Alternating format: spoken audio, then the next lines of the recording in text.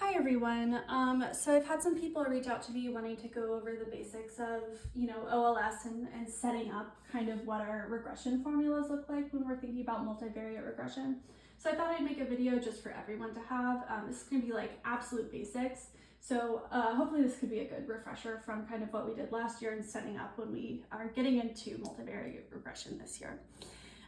So going back to middle school math, hopefully you remember this basic formula of setting up, linear regression where it's y equals mx plus b, where our m is our slope and our b is our intercept. And our slope is just the change in y for every 1 unit change in x, and our intercept is just the value of y when x is 0.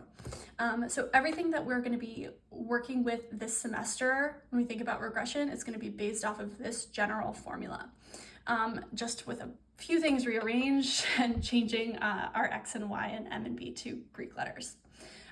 So how do we set this up when we're just doing a simple linear regression? So this should be a review from last semester.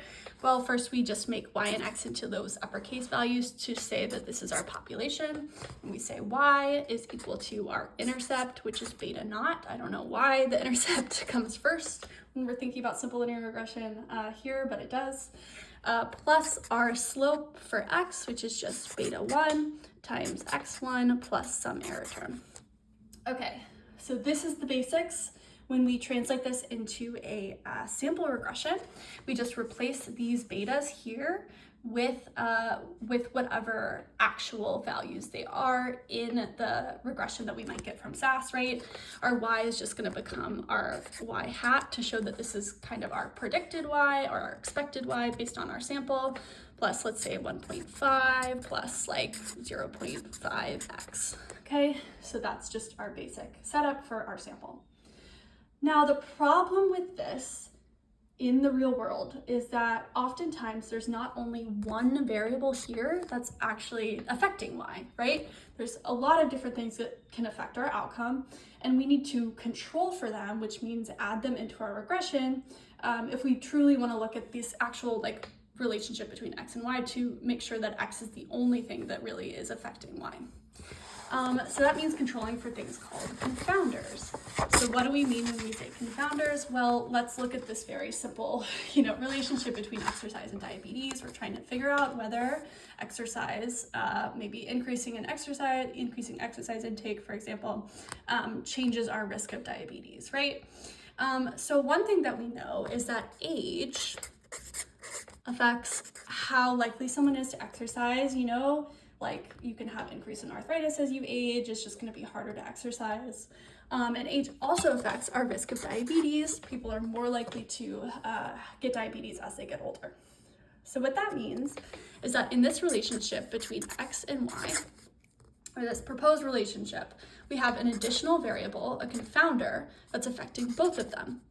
So how do we adjust for this? Well, we just have to include this z, this age variable, in our original regression. And that's all we need to do, and then we say we control for it. So it's actually pretty simple and really useful, because it basically means that when we measure things in our sample, we can control for that thing in our regression. So how do we set this up? Well, it's just going to be exactly the same as this here, except we just add in a new beta. So it's y equals our intercept plus beta 1 x1 plus beta 2 x2, and then again we have some error. But what this means is also this can go on and on and on. We can add beta 3, beta 4, beta 5, right, on and on with however many variables we are measuring, and those are going to be confounders that we're controlling for. Other than that, basically everything is the same other than adding in these betas, and that makes it actually really straightforward to do things like interpretation. So for example, if this is our original formula here for our simple linear regression up here, then we just say that for every 1 unit change in x, y is going to increase by 0.5. When we add in a new beta 2, say 0.2x2,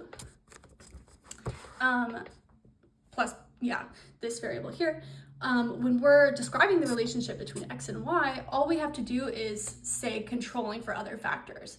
So the interpretation now is just going to be controlling for all other factors, controlling for all other variables. For every 1 unit change in x, y is going to increase by 0.5. So that's exactly the same. And this is the setup for OLS. We're looking at marginal effects, which I know that Matt mentioned in class. Marginal effects is just, we can actually interpret the absolute change in y. So what that means is this is actually just however many units y is changing. It's very simple. Just know that for now, like, this interpretation is as straightforward as possible. When we get into things like GLM, then we're going to have to do some transformations. So hopefully this helps clear any questions you have up. Again, please feel free to reach out to me if you have any questions. Thank you.